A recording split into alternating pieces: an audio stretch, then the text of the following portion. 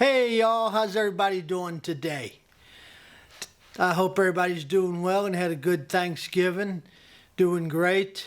What I'm doing at the moment is, these are pressure pots behind me right here that I've mounted sideways on the wall or on a stand. So as if they were mounted on the wall. I'm sorry, I'm staring off into space there on y'all. I got me under pressure at the moment. I'm sorry, forgive me. I want a pressure pot that I can put a 20 to 22 inch round item in.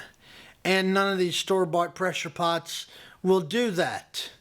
So I'm going to attempt to build one like a small pizza oven and see if it can be done. I don't know if it can or not, but I'm going to give it a try and see what I can get. So that's what I'm going to be building today. And if everything goes as well, I'll have a pizza oven pressure pot. So let's get at it and see how it goes. Alrighty?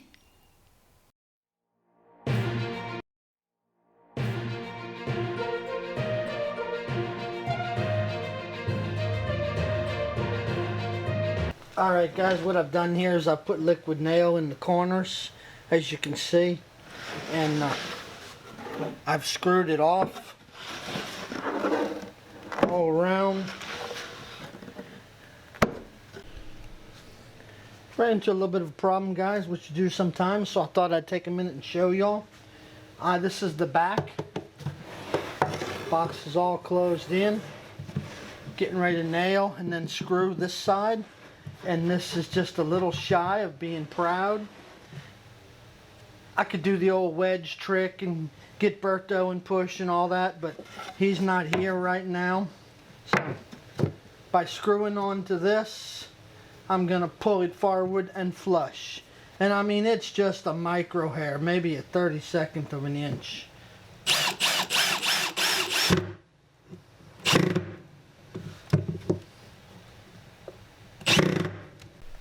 Here you go, guys. Hope y'all can see down in there. I got it propped up and shining some lights on it, but it's all caulked up inside with the liquid nail. Good to go.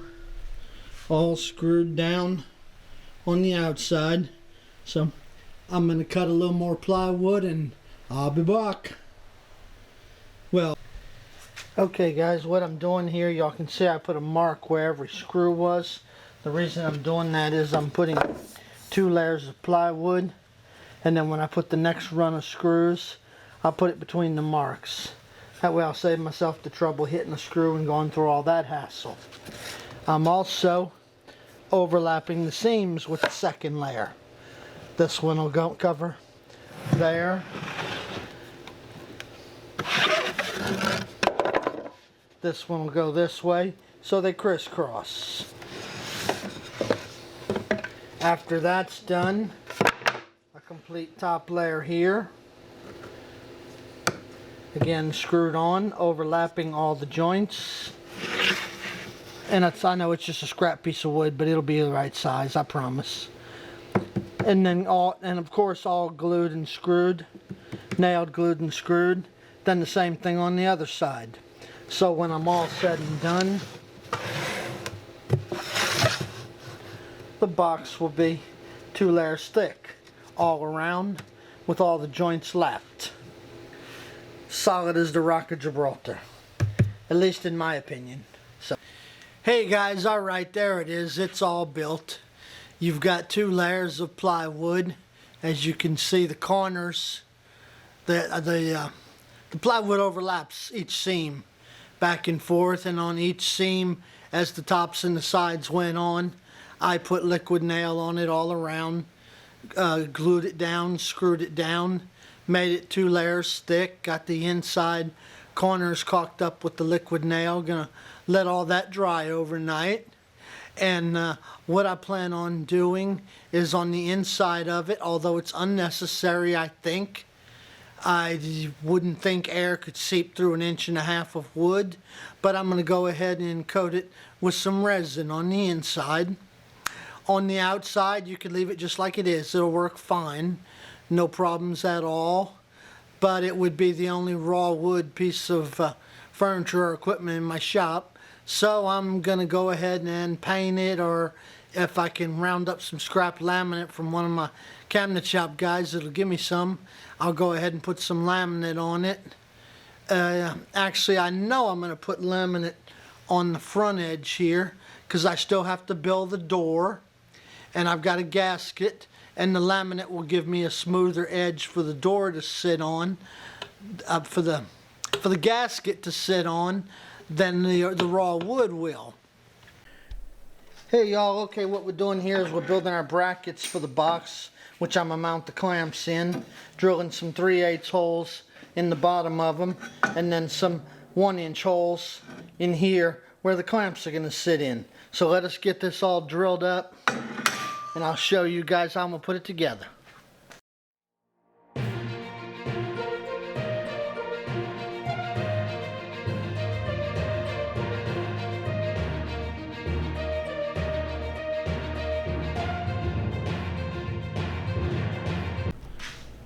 Okay guys, we got them all drilled up.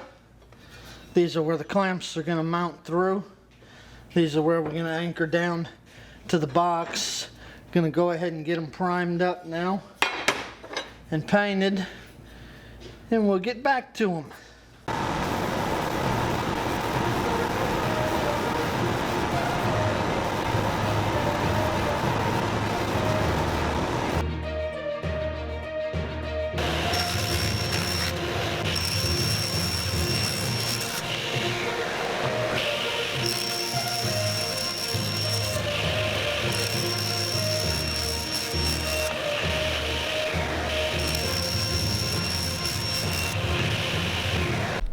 Okay y'all, I got all my laminate cut for the box, and I'm going to be contacting cement it on.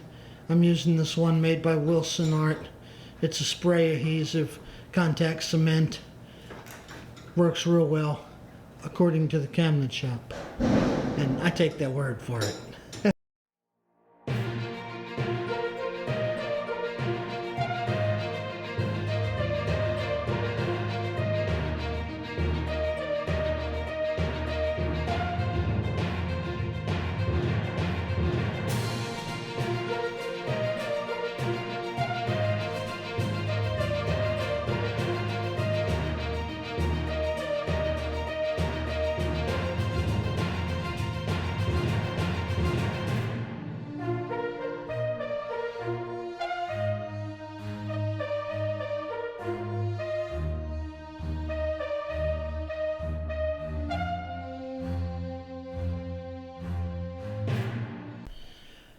Hey guys, okay, saved you 3 hours of watching me screw up laminate, but yes, so it goes. Nah, I'm just kidding. It came out fine, got it all laminated up. Here's the top. I screwed up my top piece on my cut, and didn't take into account for the laminate on the edges, and was short. Didn't have enough material, so I had to wind up putting a little seam right here. But I'm not worried about it. I made a point to put the seam right where I'm putting my mounting brackets for the clamps. So you're not going to see it, so I can live with it. So, okay guys, y'all didn't get to watch that knuckle buster, but okay. Alright. Here's our valve, our air outlet, and our gauge. And I'm going to mount it in the side, right here. See if I can get y'all a closer look at that. Hold on. Alright. Not right there, over in here. Alright. And then I have my pressure release. And I have my air intake. And I'm putting them all right over here. I don't want to put them on top of the box, because that's a nice big area. I'm going to leave it for who knows what. If I put my valves and stuff up there, then I can't use the top surface of the box.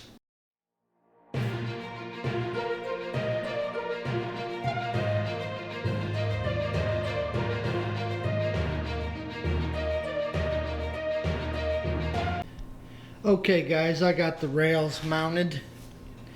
What I did here on the very ends, I drilled 2 screw holes on each one and just screwed them in place with these screws first. That makes it a whole lot easier to drill and bolt. It doesn't move around on you and anything.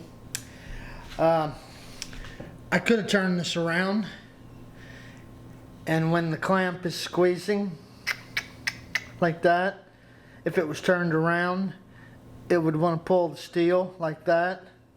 Now when the clamp is pulling, it's going to want to squeeze the steel like this. So I'm going to get a lot more structure, a lot more strength out of it with the steel being this way, because the door goes here and gets clamped on. How does it get clamped onto that hole? Okay. Anyway, these, I forget what I scrapped them off of. I put some leveler legs on it. Where I'm setting it is a little low for my comfort, so I put them a little high. I had them that length. I actually have something that's shorter, but this got it at the right height for me. And they're leveler legs. Resin casting, you want it to be absolutely level, so it's got leveler legs. All right. What this is a pipe clamp. I'm sure you've all seen them. This is a 1/2-inch pipe clamp from Betsy. Here I am buying more clamps. I told you, you can never have enough clamps. Okay, what I'm going to do is I'm going to use the crank end of this. I'm not going to use the lockdown mechanism. I'm going to save it for another day. All right. When I take the clamp down section, I put an 8-inch piece of 1/2-inch galvanized in there, store-bought nipples threaded on both ends. Cranked it down nice and tight into the clamp here, and as you can see, the pusher slides on the pipe just as if I was using it for a pipe clamp. Okay. Here comes the $1,000,000 question. There's a nut, pipe cap goes on the back of here, and there's your clamp for the door. Sorry, my hand's in the way. And there's your clamp for the door. Right? There are 4 on the top, 4 on the bottom, and 1 on each side. That's how it's going to get clamped in place. You could never have enough clamps. I think I wrote that on the wall and got criticized for it 1,000,000 times too, but that's okay. All right, guys, there you go. Now let me take the camera loose so I can show you. I got one little thing I don't like. I knew I was going to have it, but I got to deal with it. My bolts that are holding the steel on, like I say, these pieces of steel are going to keep the box from expanding with the air pressure inside of it. So I bolted them down real well, which means I've got to lift my casting up over this bolt. But it was either do that or use carriage bolts and with a nut on the outside, and you can't get that good of a tightening down on carriage bolts in plywood. They just strip out and spin on you. So that was my reason. So I can say it's all bolted in. I can live with lifting over the nuts. Now I'm going to pour some resin in there, splash it all around so it gets all over everything, and let it dry. And then I'll show you all the finished product and we'll put it to a test. Okay guys, here we go. Like I said, locks on, twist down. Yep. And here's my problem. It's pulling off sideways. Why the stupid thing ain't focusing. Focus, camera, come on.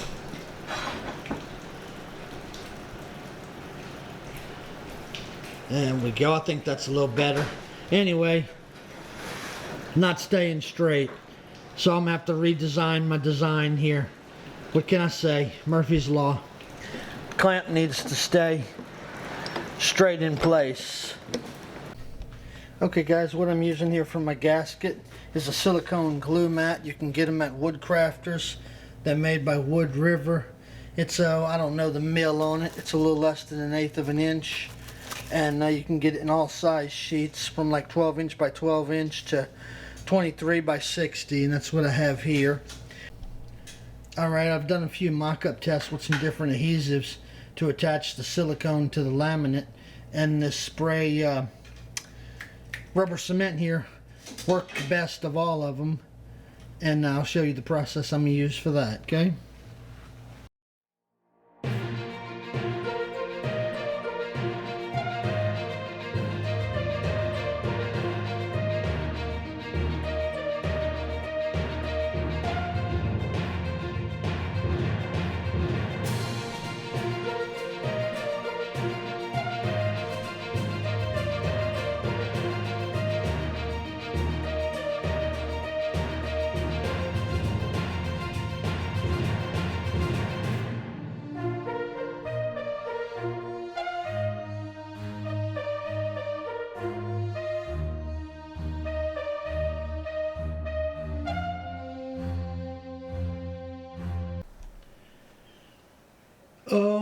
God, guys.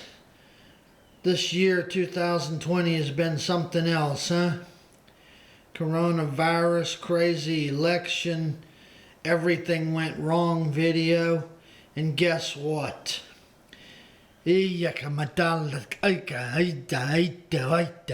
What can I say? I clamped on the lid, pumped it up for the first test, got to 45 pounds, and boom! I jumped, the camera went flying, the camera hit the ground, broke the folding screen on the camera. The footage that's in that chip, it's playing fuzzy. Something messed up the footage of the last part of me assembling the clamps. Everything. Hey guys, how we doing? Oh my God, what can I say? Like I said, what a year, huh? This silly camera looks crooked. There we go. Had to get a replacement camera there. Like I said, when the pot popped open, I jumped back, camera went down. Sounded like it shattered in a million pieces, but it didn't. It just broke the fold out on it. I'm so sorry. I don't know why I can't get that footage to play with the clamps mounted to the box. It just... Hey, what can I say? You know? The bracket mount to the side of the cabinet, pipe clamp, tighten down, close the lid. Well, it was closer than that, like so. Pressure down on the lid. And at 40 pounds, I stopped and checked around, listened for leaks, heard a little leak coming out of a pipe thread fitting that I knew I needed to tighten. Thought I'd try a couple of more pounds, and then pow!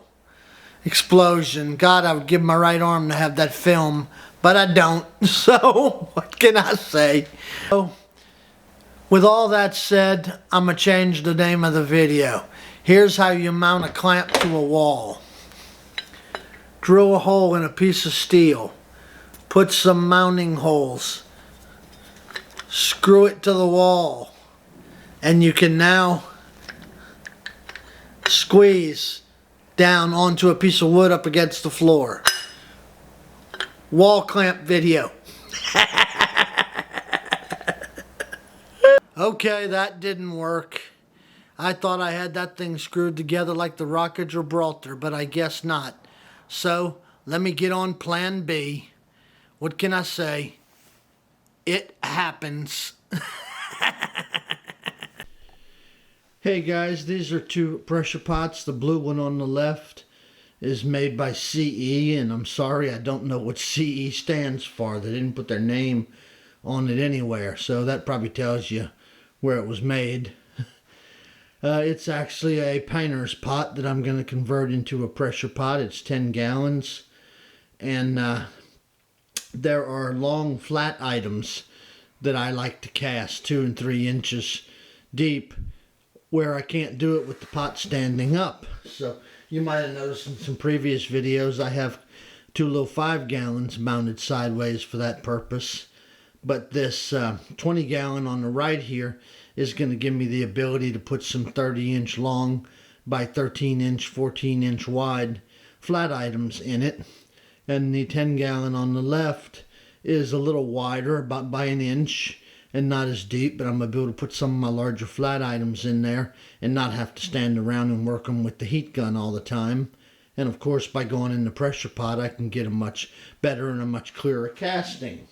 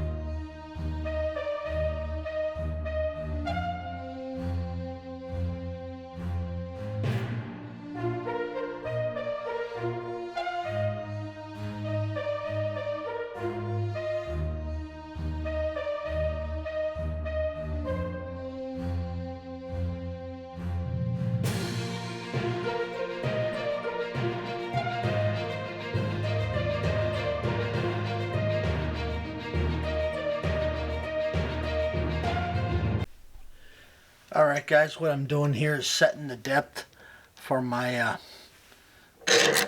little leveler legs. We just want a little room to play. There we go, right there. Cool.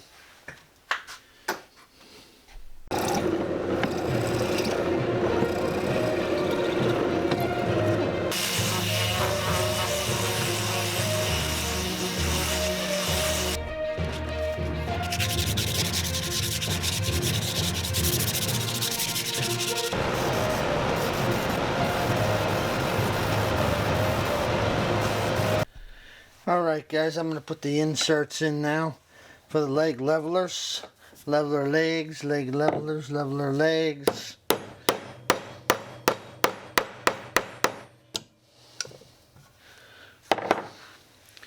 You know, I've seen these. They just nail right in. These are 3/8, 16 threads on this one.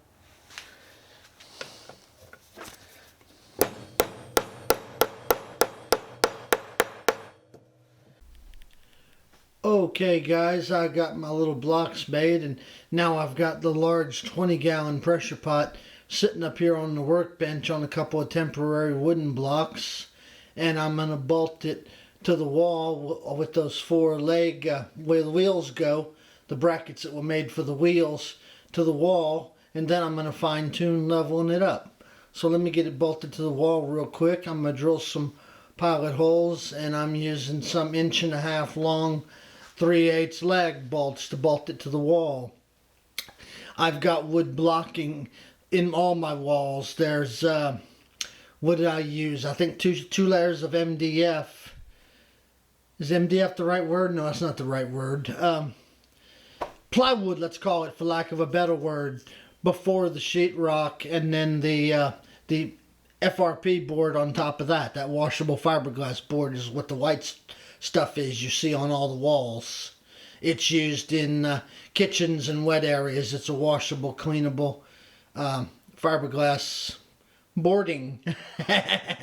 Let me get it bolted on. I'll be right back with y'all. Okay guys, I got it mounted to the wall there. Took the braces out from underneath.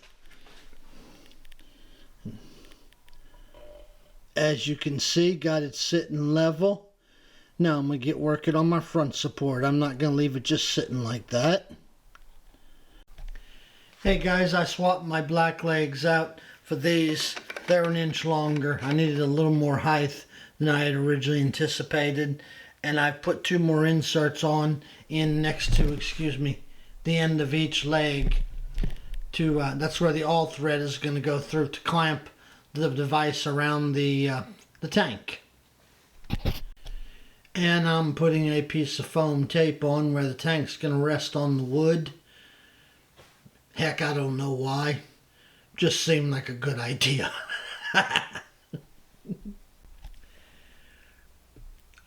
Okay guys, I got the tank all sitting good and level.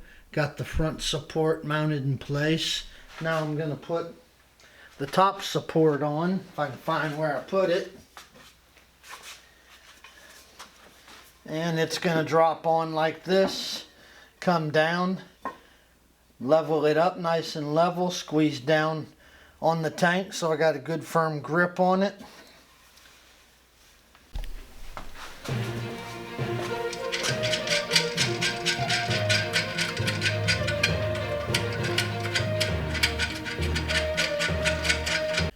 And there we go guys, I got the top brace mounted on it. Now, not squeezing down on these tight at all. I don't want to throw off the, the shape of the pot, for lack of a better words. It's just to hold it there good and steady. Squeezed it a little bit, checked the tank, squeezed it a little bit, checked the tank, made sure it stayed nice and round. Didn't want to crush down on the tank, so wanted to let y'all know that you don't want to crush the tank. Okay guys, I got it all bolted in, clamped in, leveled up. Now I'm going to put, as you can see, it's a round tube, and I want to put a flat object in there. So I'm going to put some shelves in it, and I'm not going to be able to show you me mounting those shelves because I tried already, and then when I'm reaching in to mount it, I'm blocking the camera. So let me get them installed and then we'll talk about them. Hey y'all, okay. We got our stainless steel plates cut. This is some scrap stainless off of a job I did. It's got kind of a rough texture to it. We veneer it to walls in like loading dock areas and so, I'm sorry, loading dock areas and stuff. It's about an 1/8 inch thick, and I got a lot of scrap cut-offs of it, so I use it for this. What I'm doing here is putting it in the tank, put a little pull hole in the front of it, cut some thin strips, sanded them nice and smooth so they had no sharp edges, and then I'll hold this here. I'm going to level the panel side to side, make darn sure it's level back to back, put a couple of spots of hot glue once I have it perfectly level, peel the tape off of the back, and then stick the bracket on under the shelf. Of course, all the way in, like so. And that's going to hold it there. And that's what we're going to be doing. Now, if you want to know what you're going to see while I'm working, if we show you this, this is what you're going to see. So, we'll get them put in, then we'll talk about it again. Hey guys, okay, I got the shelves mounted in. Sorry I even tried after I told you I couldn't. See if I could get the camera in there while I was working, and I just couldn't get a decent shot to save my life. So we got them in. They pull in and out. See if I can zoom y'all in on the little sticks there real quick, instead of looking at me. Darken that hole there, huh? Ah, silly camera. There we go. A little more. Yeah. All right. These are stuck to the side. These are stuck to the side with that tape, and I used a VHB tape. If you've never seen that or heard of it, it's made by Scott. They make several varieties of strength, thickness, weight capacity. This is what they call a 30 pound, but believe me, I cannot pull that strip off of there if I wanted to. They underrate their tape, if you ask me, because I mount some stuff with this stuff that it won't come off. Here you go. Here's inside the pot. Okay, got the two shelves in it, and you can see I can take the top shelf out and put some taller objects in there up to 12 inches high. And again, the shelves will just pull out. The rails are just taped on with that 3M tape that I showed you. Bottom one will pull out also. Two more rails. Can take them all out if I want to, but then I wouldn't have a flat surface. Okay guys, this form right here is 14 by 25. The wood I'm going to make the little river lay table out of is only 1 inch thick, and you wouldn't normally necessarily have to put that in a pressure pot. Matter of fact, you don't have to put it in a pressure pot. You could work it with a heat gun, but boy, wouldn't it be nice to put it in a pressure pot if you could. And the taller things and longer things are more that I like to get on the flat surfaces. So there it would go. Put a little grease on those, get them working better. Alright guys, let's say if you wanted to do a pour like this. This is 24 by 4 by 4. To do that without a pressure pot, if you had your burrs or whatever you wanted to put in, you'd have to pour this in 2 levels, and that wouldn't make a very pretty turning. You'd see the line, the colors wouldn't blend, and so on. But if I had a nice big piece of burr, my large section of resin here in the center, being able to put it in the pressure pot, do it in 1 pour, is a great advantage. And like I said, that mold is 24 inch by 4 inch by 4 inch. So that's why I wanted a larger pressure pot.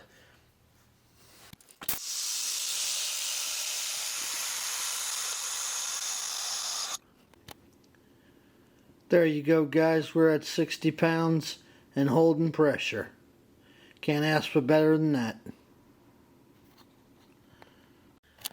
Here we go, guys. Here's the finished products.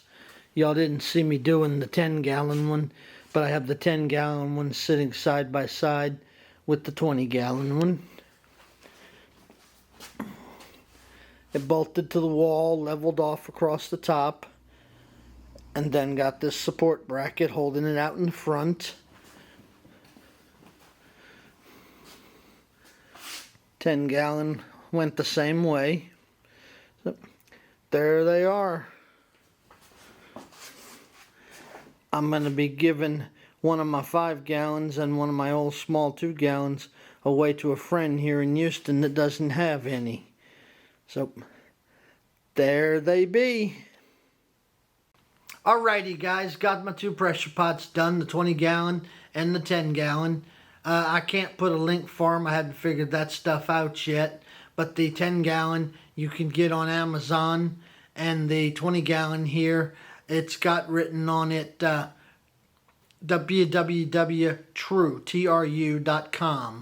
is where I got it from.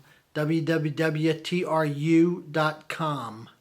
And having them mounted sideways works great for me. I've got those 2 small 5 gallons over there mounted sideways, and they've been great and helpful. And like I was saying, I'm going to give a 5 gallon and a small, I don't know what size it is, one of those Harbor Freight pressure pots that I've got extra away to a friend that needs one.